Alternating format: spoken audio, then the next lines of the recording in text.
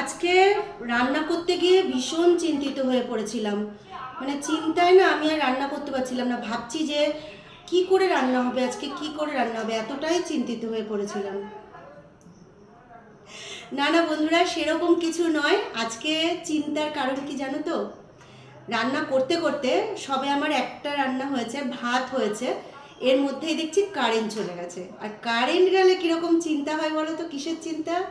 হ্যাঁ, ঠিক ধরেছো তোমরা। ওই যে মশলা করা, মশলা করতে পারবো না। আর মশলা যদি না করতে পারি রান্না করব কি করে? আর আজকে তো আমার প্রিয় রেসিপি করেছি, সেই জন্য আমাকে তো মিক্সি লাগবেই, নাহলে তো এরম করতে হবে আমাকে। তো ওটাতে কষ্ট বেশি। তো সেই জন্য আমি চিন্তিত হয়ে গেছিলাম আজকে রান্না করতে গিয়ে। তো চলো আজকে কি কি রান্না করেছি। খুব বেশি তো করি না, তাড়াহুড়ো করে যা করি সেটাই তোমাদের সাথে শেয়ার করি। চলো। তো আজকে যেটা করেছি, আমার বরের ভাতটাই বাড়ি, কারণ সে তো বেরোবে, তার একটা তাড়া থাকে। তো প্রথমেই যেটা দিয়ে দিলাম হচ্ছে ভাত। এই যে ভাত দিয়ে দিলাম।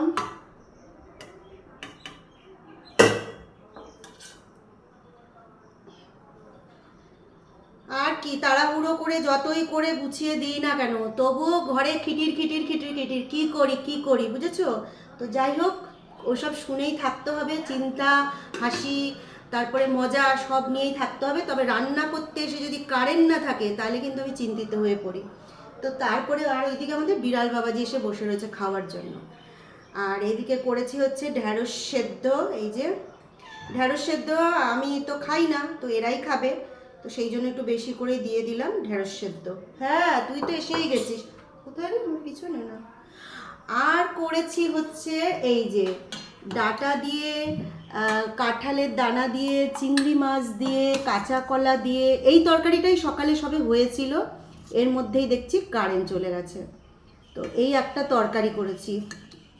এই যে এই একটা তরকারি করেছি। আর সাথে যেটা আমি বললাম না, যে আমি যেটা করবো ভেবেছি সেটা না করতে পেরেই আমি চিন্তিত হয়ে গেছিলাম, সেইটা হচ্ছে এই যে তোমাদের তো অনেকবার দেখিয়েছি, কাঁচা কলার খোসাটা ফেলে দেবো বলো, এত দামের জিনিস, ওই কাঁচা কলার খোসা দিয়ে আর রসুন আর চিংড়ি মাছের খোসা দিয়ে বাটা, এই বাটাটা হলে না আমার একদম মানে কি বলবো, আর মনে যেন কিচ্ছু লাগে না। আর এই যে কালকের একটু মাছ আছে, এই মাছটাও একটু দিয়ে দিই, জানি না খাবে কি না, তো যাই হোক দিয়ে রাখি, খেলে খাবে। এই কালকের একটু কাতলা মাছ ছিল, মাথা আর এটা দিয়ে দিলাম। আর সাথে কি আছে দেখো, সাথে আছে হচ্ছে আমাদের টক দই, এটা তো আমাদের থাকেই। এই যে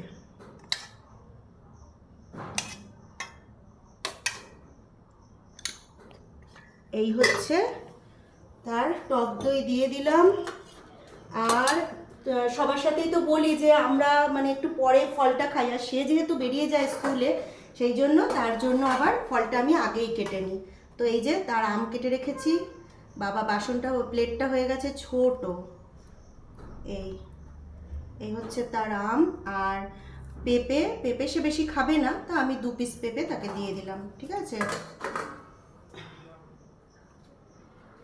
এই তার খাবার দাবার রেডি হয়ে গেছে পুরো একদম।